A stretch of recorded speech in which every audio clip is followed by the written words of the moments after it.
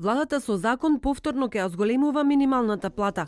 Премиерот тоа го најави на денешниот прв прес со министерот за финансии, но не кажа детали за кога и за колку ќе биде зголемен минималецот, кој лани стигна до 12.000 денари.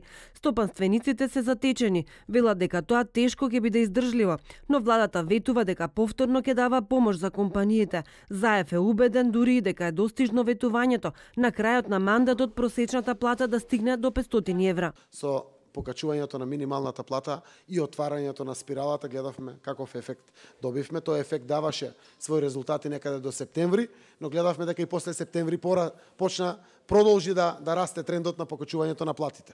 Тоа мораме да го искористиме, ќе го направиме, при тоа испраќам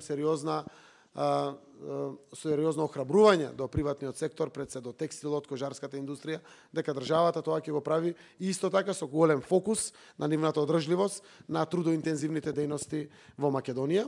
Според министерот Тевдовски, економијата во Македонија закрепнала, а приватниот сектор веќе е главен двигател на растот. Неговите пресметки покажуваат дека лани просечната плата пораснала за 5,7%.